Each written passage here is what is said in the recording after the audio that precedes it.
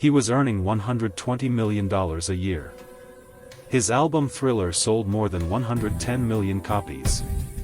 So how did Michael Jackson end up on the verge of bankruptcy with $500 million in debt before his death?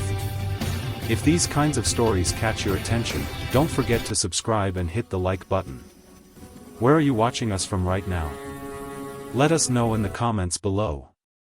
In March 2009, just 3 months before his untimely death, Michael Jackson stood in a warehouse in California's San Fernando Valley. All around him were artifacts from his extraordinary life: jewel-encrusted gloves, elaborate stage costumes, gold and platinum records, even the gates from his beloved Neverland Ranch. They weren't there for a museum exhibition or a retrospective of his legendary career. They were being catalogued for auction, a desperate attempt to offset the staggering debt that threatened to completely overwhelm the king of pop. The scene was as surreal as it was tragic. The man who had once been worth over $1 billion, who had revolutionized music and entertainment, who had sold more albums than almost anyone in history, was now watching his personal treasures being prepared for sale to the highest bidder. He seemed lost as he walked through the items, recalled one person present that day, who spoke on condition of anonymity. He'd stop at certain pieces, a particular jacket, an award, and get this faraway look in his eyes. It was heartbreaking to watch. Here was a man seeing his life's memories tagged with price estimates. The auction, organized by Julian's Auctions, was scheduled for April 22 to 25, 2009. It would never take place. Jackson, having second thoughts about parting with his treasures, filed a lawsuit to stop it. A settlement was reached allowing Jackson to keep his items, but the incident highlighted just how desperate his financial situation had become.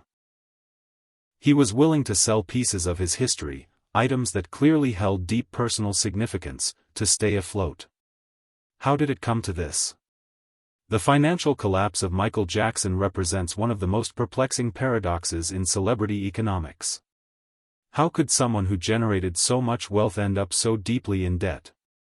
The answer involves a complex web of excessive spending, questionable advisors, predatory lenders, business miscalculations, and a lifestyle that even his astronomical income couldn't sustain.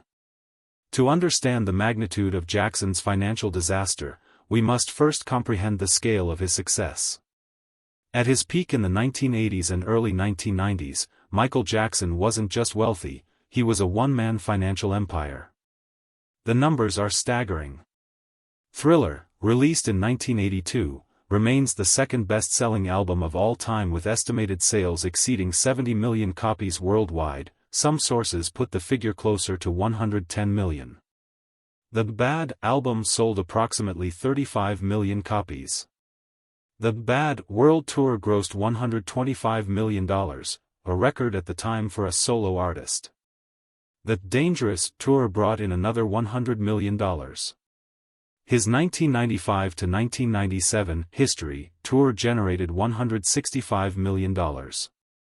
Beyond album sales and touring revenue, Jackson's earning power extended into unprecedented territory for a musician. In 1984, his endorsement deal with Pepsi was worth $5 million, the largest celebrity endorsement of its time. The Thriller video, which cost $800,000 to produce, an unheard-of sum for a music video in 1983, revolutionized the medium and helped establish MTV as a cultural force, further enhancing Jackson's commercial value. His 1987 album, Bad, was accompanied by a 17-minute short film directed by Martin Scorsese for the title track, with production costs reportedly reaching $2.2 million. The investment paid off when the album produced 5 consecutive #1 singles on the Billboard Hot 100, a record that still stands. In 1991, Jackson signed an unprecedented $65 million record deal with Sony, the largest recording contract in history at that time. 2 years later, he performed at the Super Bowl halftime show, which was watched by 135 million viewers, the most watched halftime show ever. And then there was his masterstroke, the purchase of ATV Music, which included the publishing rights to most of the Beatles' catalog, for $47.5 million in 1985.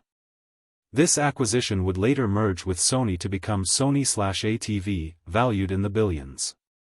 The story of how Jackson acquired the Beatles catalog illustrates both his business acumen and the complex financial decisions that would eventually contribute to his downfall. In the early 1980s, Australian business tycoon Robert Holmes à Court decided to sell the ATV music catalog, which included approximately 4,000 songs, including 251 Beatles compositions. Paul McCartney, who had previously advised Jackson on the value of music publishing, was interested in reacquiring the rights to the Beatles songs but reportedly found the asking price too high. Jackson's attorney, John Branca, brought the potential acquisition to Jackson's attention, and Jackson instructed him to secure the catalog regardless of cost. The $47.5 million purchase price was enormous for a single individual in 1985, but Jackson recognized the catalog's value beyond its current revenue stream. In a 1988 interview, he explained, "Owning the Beatles catalog was like owning the crown jewels of the music industry. I knew it would be a good investment." His instinct proved correct. In 1995, Jackson agreed to merge ATV Music with Sony's publishing division, creating Sony/ATV Music Publishing.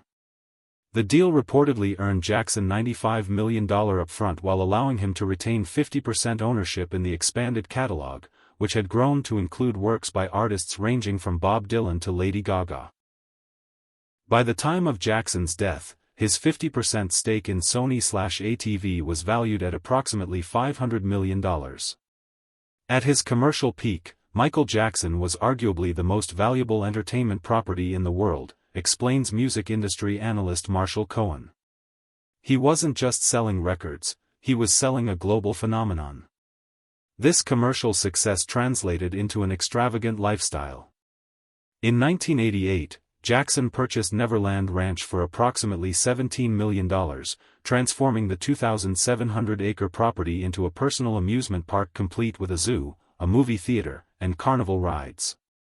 The maintenance alone reportedly cost $10 million annually. He owned properties around the world, including a $10.75 million mansion in Las Vegas featuring a medieval chapel and a secret passage into the master bedroom. His primary residence before Neverland, a 16-acre estate on Havenhurst Avenue in Encino, California, featured a stone bridge, multiple guest houses, a Japanese garden, and a 32-seat screening room.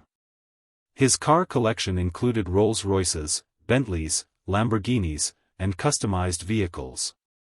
He owned a vast art collection that included works by Norman Rockwell and French Impressionists. Even his wardrobe was extraordinarily valuable. His iconic crystal-encrusted gloves regularly sold for tens of thousands of dollars at auction. With this level of income and assets, financial ruin should have been impossible. And yet, by the time of his death in 2009, Jackson was approximately $500 million in debt, according to various accounts. The executors of his estate would later tell a court that he had outstanding loans of $300 million with annual interest payments of $30 million, and additional debts of about $200 million. How did one of the wealthiest entertainers in history end up in such financial distress? The answer begins with what might seem like an obvious factor: spending. Jackson's expenditures were legendary, even by celebrity standards. His shopping sprees at stores like the Venetian Antique Shop Mikimoto on Rodeo Drive in Beverly Hills would regularly run into the hundreds of thousands of dollars.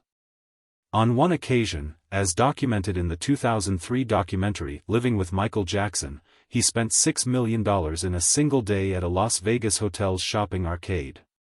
Former financial advisors and associates describe Jackson's spending habits as compulsive and detached from financial reality. He would purchase multiple copies of the same item, buying 10 identical watches or jackets in different colors. When he found a statue or piece of furniture he liked, he might order dozens for different properties. Michael had no concept of money in the conventional sense, recalls a former financial advisor who worked briefly with the star in the late 1990s. He seemed to have no understanding that even his fortune had limits. If he wanted something, he bought it, regardless of cost. There was no budgeting, no planning.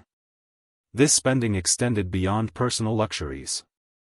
Jackson was known for his extreme generosity, often purchasing lavish gifts for friends, family, and even children he met at hospitals.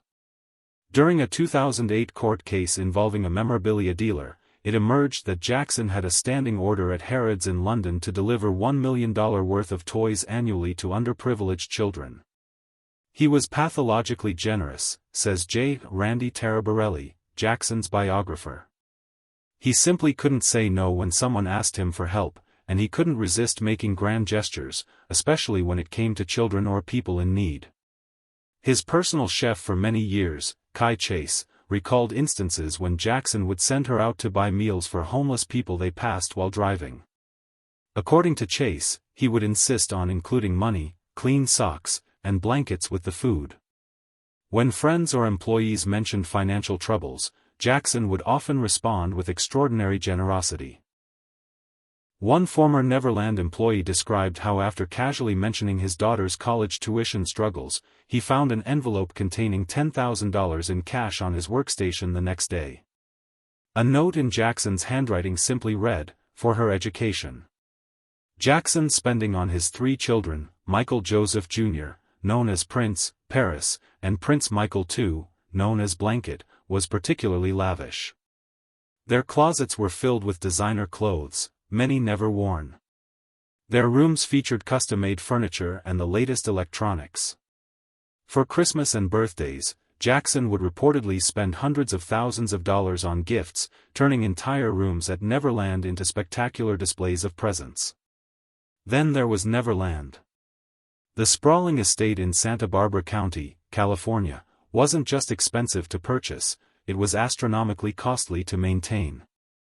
In addition to the $10 million annual upkeep, Jackson employed a full-time staff of 40 to 60 people, including groundskeepers, animal caretakers, security personnel, housekeepers, and cooks. The property had its own fire department, and the electricity bills alone reportedly ran to $37,000 per month. The exotic animal collection at Neverland, which included elephants, giraffes, tigers, lions, and Jackson's famous chimpanzee, Bubbles, required specialized care, housing, and feeding. The annual cost of maintaining the zoo was estimated at over $1 million. The amusement park rides, which included a Ferris wheel, carousel, and roller coaster, required regular safety inspections, maintenance, and certified operators.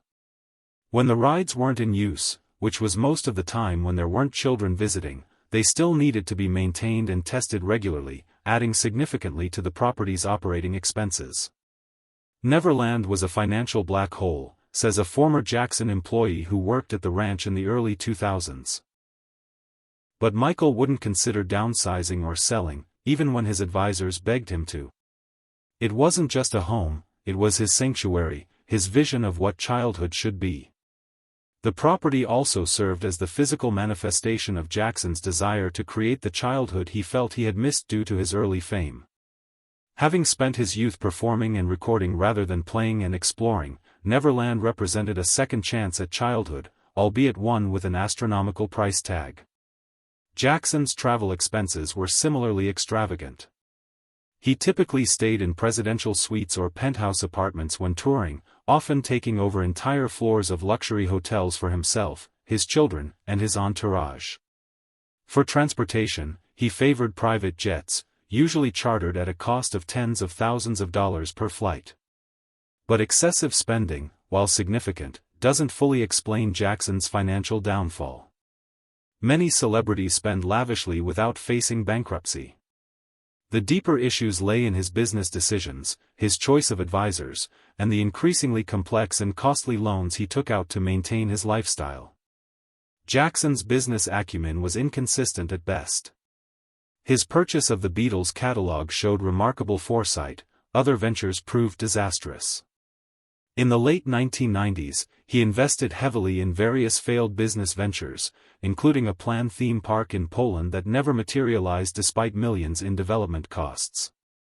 He also funded several film projects that were never completed, including Midnight, a futuristic movie in which Jackson was to play a superhero, and various music video projects that were abandoned after substantial investments in pre-production. In 2002, Jackson announced plans to develop a family entertainment resort in Africa, complete with theaters, casinos, and a replica of Neverland. Millions were reportedly spent on preliminary designs and feasibility studies before the project was quietly abandoned. Perhaps one of his most unusual ventures was a 1996 attempt to purchase the remains of the Elephant Man, Joseph Merrick, from London Hospital Medical College. Though the college denied that any transaction took place, the incident reflected Jackson's willingness to pursue unusual interests regardless of cost. The late 1990s marked a turning point in Jackson's financial health.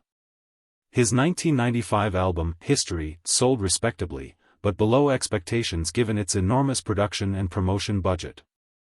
His follow-up, Invincible, 2001, cost over $30 million to produce, making it one of the most expensive albums ever made, but sold only about 8 million copies worldwide, a commercial disappointment by Jackson's previous standards. Several factors contributed to this relative decline in commercial performance. The music industry itself was changing, with physical album sales beginning to decrease due to digital piracy and changing consumption patterns. Additionally, Jackson's image had been damaged by the 1993 allegations of child molestation, even though the case was settled out of court with no admission of guilt. Michael's sister LaToya Jackson later suggested in her memoir that the public backlash to his 1994 marriage to Lisa Marie Presley, which many viewed as a publicity stunt despite both parties insisting it was genuine, further damaged his commercial appeal in the United States, though his popularity remained strong internationally. As his record sales declined, Jackson maintained his lavish lifestyle by taking out increasingly large loans, often using his assets as collateral. Initially, these loans came from major financial institutions like Bank of America, which held the loan against Jackson's stake in the Sony/ATV catalog. However, as his financial situation deteriorated, Jackson turned to less conventional lenders who charged higher interest rates, creating a dangerous cycle of debt. By the mid-2000s, he was dealing with private investment companies and specialized lenders who catered to wealthy individuals in financial distress, the financial equivalent of payday loans for the ultra-rich. One particularly problematic loan came from Fortress Investment Group, which purchased Jackson's debt from Bank of America in 2005. The terms were onerous, with interest rates reported to be as high as 20%. As Jackson struggled to make payments, he was forced to restructure the loans repeatedly, each time with less favorable terms. By 2006, according to court documents filed during a lawsuit with a former business associate, Jackson was spending approximately $30 million more per year than he was earning. With compound interest on his loans, his financial position was deteriorating rapidly. He was caught in a debt spiral, explains financial analyst Robert Lewin, who specializes in celebrity finances but never worked directly with Jackson. He was borrowing money to pay interest on previous loans, which is the financial equivalent of quicksand. The question that haunts any analysis of Jackson's finances is how someone with his resources could have allowed this situation to develop. The answer lies partly in the team of advisors and managers who surrounded him throughout his career. Michael never had the right financial people around him, argues Alvin Malnick, a businessman who advised Jackson in the early 2000s. He had people who told him what he wanted to hear, not what he needed to hear. Jackson's management history was characterized by frequent changes and unconventional choices. Rather than relying on established music industry management firms, he often placed his trust in individuals with questionable expertise or conflicting interests. After parting ways with his father's management in the early 1980s, Jackson was briefly managed by music industry veteran Freddie Demon, who helped guide him through the Thriller era. In the late 1980s, he worked with entertainment lawyer Frank Dillio, who oversaw the massive success of the Bad album and tour. In the early 1990s, he was briefly managed by Sandy Gowlin, a respected industry figure who had guided the careers of Dolly Parton and Cher. But Jackson soon moved on to less conventional arrangements, including periods where he relied primarily on his personal attorney, John Branca, who would later co-execute his estate with remarkable success. By the late 1990s and early 2000s, Jackson's financial management had become chaotic. During this period, he worked variously with German concert promoter Marcel Avram, Hollywood dermatologist Arnold Klein, his brother Randy Jackson, Nation of Islam Chief of Staff Leonard Mohammed, and real estate investor Don Stabler, none of whom had significant experience managing the finances of a global superstar. This revolving door of advisors created a lack of continuity in Jackson's financial planning. Each new manager or advisor would implement their own strategy, often contradicting or dismantling the work of their predecessors. The result was a fragmented approach to what should have been a cohesive long-term financial plan. Further complicating matters was Jackson's tendency to hire multiple advisors for the same role without clearly defining their responsibilities or authority. At times, he had several different people claiming to be his manager or financial advisor, each making decisions without proper coordination with the others. There were times when his left hand didn't know what his right hand was doing, financially speaking, recalls one former business associate. You'd have one advisor negotiating a deal while another was pursuing a completely different strategy. It was chaos. Perhaps the most controversial figure in Jackson's financial orbit was Tom, who identified himself as a businessman and ambassador at large for Senegal. Tom became Jackson's manager and spokesman in the last years of his life, negotiating the deal for what would have been his comeback, This Is It, tour with AEG Live. After Jackson's death, his estate would file a lawsuit against Tom, alleging that he had convinced Jackson to sign a contract giving him 15% of Jackson's earnings, far above the industry standard of 10%, and that he had improperly inserted himself into Jackson's business affairs. The lawsuit was later settled confidentially.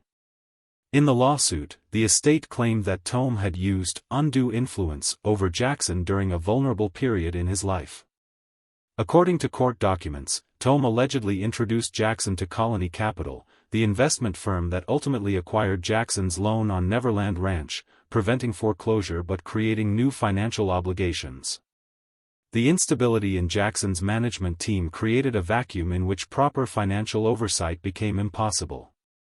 With no consistent, trusted advisor to monitor his income, expenditures, and investments, Jackson's financial situation became increasingly precarious.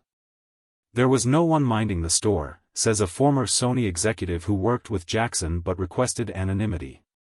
Michael would sign agreements without having them properly reviewed. He would make major financial decisions based on whoever had his ear that week. It was financial malpractice. This management vacuum was exacerbated by Jackson's own reluctance to confront financial reality. Multiple sources close to the star have described his habit of ignoring bad news, including warnings about his financial situation. If you told Michael something he didn't want to hear, especially about money, he would simply tune out, recalls one former advisor. He might literally walk away in the middle of the conversation, or he'd say, "Don't worry about it, it'll be fine," and change the subject. This avoidance extended to legal and financial documents. According to several sources, Jackson rarely read contracts thoroughly before signing them, instead relying on brief summaries from whoever was advising him at the time. He was brilliant creatively, but he had no patience for financial details, explains a former attorney who worked with Jackson briefly in the early 2000s. He would skim a document, or sometimes just sign where indicated without reading it at all. When you're dealing with transactions worth millions of dollars, that kind of inattention is dangerous. Jackson's financial naivete was further complicated by his isolation. As his fame grew to unprecedented levels, he increasingly surrounded himself with yes-men and sycophants who were reluctant to deliver bad news or contradict his wishes. Those who did attempt to impose financial discipline or restraint were often dismissed or sidelined. Anyone who tried to tell Michael no didn't last long in his inner circle, says the former financial advisor. He would simply replace them with someone who would tell him what he wanted to hear. It created an echo chamber where there was no check on his spending or financial decisions. The combination of excessive spending, declining income, high-interest loans, and inadequate financial management created a perfect storm that threatened to completely overwhelm Jackson's finances by the mid-2000s. But the situation was further complicated by two additional factors: legal troubles and the collapse of his relationship with Sony. In 1993, Jackson was accused of child molestation by the family of Jordan Chandler, a 13-year-old boy who had spent time at Neverland. Although no criminal charges were filed, Jackson settled the case out of court for a reported $20 million, a sum that, while manageable given his wealth, represented a significant financial hit. The settlement included not only the direct payment but also substantial legal fees and the costs of a global public relations campaign to repair Jackson's image. Additionally, the controversy led to the collapse of a planned sponsorship deal with Pepsi worth approximately $20 million and the cancellation of several dates on his Dangerous tour, representing millions in lost revenue. Far more damaging, both financially and in terms of his career, was the 2003 accusation by Gavin Arvizo, which led to Jackson's 2005 criminal trial on charges of molesting a minor. Though Jackson was acquitted on all counts, the trial's impact on his finances was devastating. Legal fees for the defense team, led by attorney Thomas Mesereau, reportedly exceeded $10 million.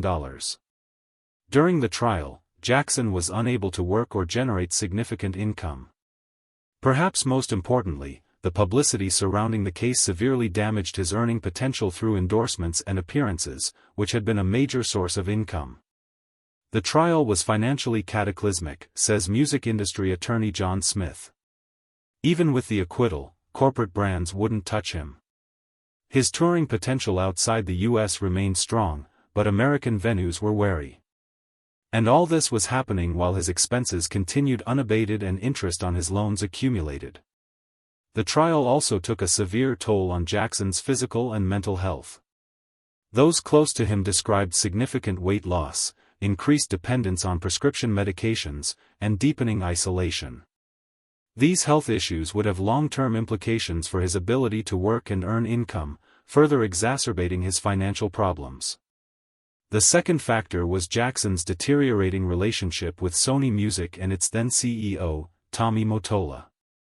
This conflict had significant implications for both his recording career and his most valuable asset, the Sony/ATV catalog. The rift began in the early 2000s during the promotion of the Invincible album. Jackson felt that Sony had not properly promoted the record, while Sony executives reportedly believed that the album's enormous budget had made it almost impossible to recoup their investment. The conflict escalated dramatically in July 2002 when Jackson appeared at a rally organized by civil rights activist Al Sharpton and accused the music industry, and Mottola specifically, of racism and exploitation of black artists. Calling Mottola very, very devilish, Jackson effectively burned his bridges with Sony's leadership. Jackson's public accusations against Sony created a problematic situation given his ongoing business relationship with the company through Sony/ATV. He was essentially attacking his most important business partner, the co-owner of his most valuable asset. This breakdown had major financial implications. Sony ceased active promotion of Invincible, limiting its commercial performance. More importantly, it complicated Jackson's ability to leverage his 50% stake in Sony/ATV, which by then included not just the Beatles' catalog but thousands of other valuable songs. Under the terms of their partnership, if either Sony or Jackson wanted to sell their stake, the other party had the right of first refusal. This meant that Jackson couldn't easily sell his share to a third party, limiting his options as his financial pressures mounted. Additionally, Jackson had taken out substantial loans using his Sony/ATV stake as collateral. As these loans came due, his deteriorating relationship with Sony made it difficult to negotiate extensions or restructuring. He had essentially antagonized the one entity that could have helped him navigate his financial challenges, explains a music publishing executive familiar with the situation. Sony had both the resources and the incentive to help Michael maintain his stake in Sony/ATV, but the relationship had become too adversarial. By 2006, Jackson's financial situation had become dire. To avoid defaulting on his loans, he agreed to a restructuring deal brokered by Fortress Investment Group. Under this agreement, Jackson's debt was consolidated under a new loan with a lower interest rate, but with his Sony/ATV stake serving as collateral. As part of this restructuring, Sony advanced funds to help Jackson meet his immediate obligations, further entangling his finances with the company despite their strained relationship. The terms of this restructuring were onerous. If Jackson defaulted on the new loan, he would lose his stake in Sony/ATV, the crown jewel of his financial empire and an asset that had appreciated enormously since his initial investment in 1985. In a desperate bid to generate income and reduce expenses, Jackson closed Neverland Ranch in 2006, laying off most of the staff and allowing the property to fall into disrepair. He began a period of semi-nomadic living, staying in rentals and hotels in Las Vegas, Ireland, Bahrain, and various European locations. He became a wanderer, says author Steve Knopper, who wrote MJ, The Genius of Michael Jackson. He was essentially homeless, albeit a homeless person who was staying in luxury accommodations. But he had no real home, which was psychologically devastating for someone who had created such an elaborate sanctuary at Neverland. This period of exile and financial distress took a severe toll on Jackson's physical and mental health. Those who encountered him during these years described a man who appeared increasingly frail, anxious, and dependent on prescription medications. His weight dropped dramatically, and he suffered from insomnia and various physical ailments. The financial pressure was crushing him, says a former employee who worked with Jackson during this period. He was constantly worried about money, about losing everything. It affected his sleep, his appetite, his entire well-being. The stress manifested in increasingly erratic behavior and decision-making. Jackson would make impulsive purchases despite his financial situation, buying expensive artworks or collectibles when he was behind on loan payments. He would agree to appearances or projects and then back out at the last minute, damaging his professional reputation and often incurring financial penalties. His relationship with his family became strained as well. His parents and siblings were aware of his financial troubles but were limited in their ability to help.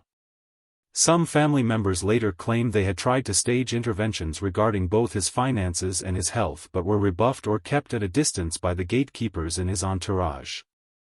By 2009, Jackson was approaching a financial breaking point. Despite various attempts to restructure his debt, he was still facing enormous monthly interest payments. His spending, while somewhat reduced from his Neverland days, remained substantial, particularly his medical expenses and costs related to caring for his 3 children. In this context, the opportunity to perform a series of concerts at London's O2 Arena represented a potential financial lifeline. The This Is It tour, promoted by AEG Live, was initially planned as 10 shows but was expanded to 50 dates due to overwhelming demand, a testament to Jackson's enduring popularity despite his troubles. The financial terms were extremely favorable. Jackson would receive a $4 to $5 million advance, with potential earnings of up to $100 million for the full run of shows. Additionally, there was the possibility of a world tour to follow, which could have generated hundreds of millions more. This was his chance at financial redemption, explains concert industry analyst Paul Resnikoff. If successful, the tour would have generated enough income to stabilize his finances and potentially allow him to restructure his debt on more favorable terms. It might have been the beginning of a true comeback. But the pressure was immense. At 50 years old, having not performed a full concert tour in over a decade and in questionable physical condition, Jackson faced the daunting task of delivering 50 high-energy performances that would meet the sky-high expectations of his fans. According to those involved with the tour preparations, Jackson was deeply engaged in the creative aspects of the show but physically struggling with the demands of rehearsal. Footage from the documentary, This Is It, compiled from rehearsal recordings, shows Jackson still capable of remarkable performance but noticeably thinner and less energetic than in his prime. The stress of preparation, combined with his existing health issues and financial anxiety, created a dangerous situation.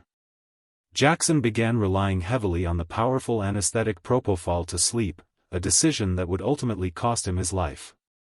On June 25, 2009, Michael Jackson died from acute propofol intoxication. The news shocked the world and triggered an outpouring of grief. It also set in motion a remarkable financial transformation. In death, Jackson's financial fortunes would be dramatically reversed.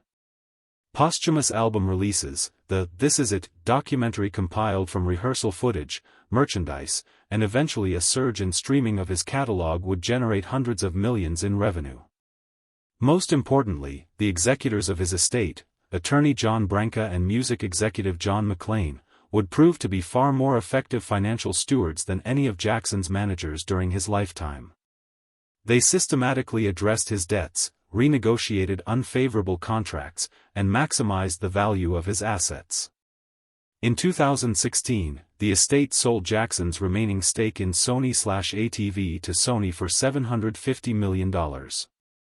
In 2018, they sold their stake in EMI Music Publishing for $287.5 million. These transactions, along with ongoing revenue from his music catalog, documentaries, and other projects, not only eliminated Jackson's debt but transformed his estate into a highly profitable enterprise. The contrast between the financial management of Jackson's assets during his lifetime and after his death is stark. Branca and McClain implemented the kind of strategic, long-term planning that had been notably absent during Jackson's lifetime. They made difficult but necessary decisions that Jackson himself had been unwilling or unable to make. According to Forbes, Michael Jackson has been the highest-earning dead celebrity almost every year since his death, generating over $2 billion in the decade following his passing. His estate, which benefits his mother Catherine and his 3 children, is now estimated to be worth well over $1 billion. The tragic irony is unmistakable: the financial disaster that plagued Jackson's final years has been completely reversed in death, but he isn't here to witness it or enjoy the security it would have provided. What lessons can be drawn from this extraordinary financial rise, fall, and posthumous resurrection? First, even the most astronomical income cannot sustain unlimited spending. Jackson's earnings were exceptional, but his expenditures eventually outpaced even his remarkable earning power. Second, proper financial management is essential regardless of wealth level. Jackson's frequent changes in management and his reliance on unqualified advisors created a vacuum in which financial chaos thrived. Third, the dangers of excessive borrowing cannot be overstated.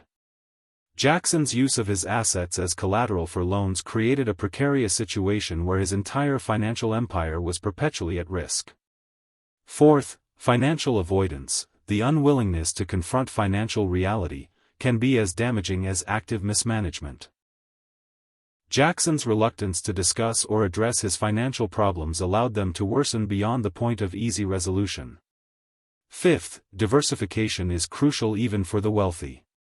Despite his various business ventures, Jackson's financial well-being was disproportionately tied to a few key assets, particularly his Sony/ATV stake. When these assets became encumbered by debt, his entire financial structure was compromised. Finally, the story illustrates the complex relationship between personal and financial health. Jackson's financial distress both contributed to and was exacerbated by his declining physical and mental well-being, creating a destructive cycle that ultimately proved fatal. Perhaps the most poignant aspect of Jackson's financial story is that much of his spending was motivated not by personal greed or materialism, but by his desire to create experiences for others, whether the children who visited Neverland, the friends and family he showered with gifts, or the charities he supported. Michael's financial problems were, in many ways, an extension of his generosity, reflects Jermaine Jackson, his brother, in his memoir. He wanted to create magic for everyone around him, and that magic was expensive. In the end, the man who created some of the most valuable music in history died essentially bankrupt, crushed under the weight of unsustainable debt. Yet today, his legacy generates hundreds of millions of dollars annually, securing the financial future of his heirs in a way he never managed to secure his own. It's a complex cautionary tale about wealth, celebrity, and financial management, a reminder that even the king of pop was not immune to the fundamental principles of economics, and that even the greatest fortune can be undone without proper stewardship. Michael Jackson earned hundreds of millions but died hundreds of millions in debt. His story reminds us that in finance, as in music, timing is everything, and sometimes, tragically, the recognition of value comes too late.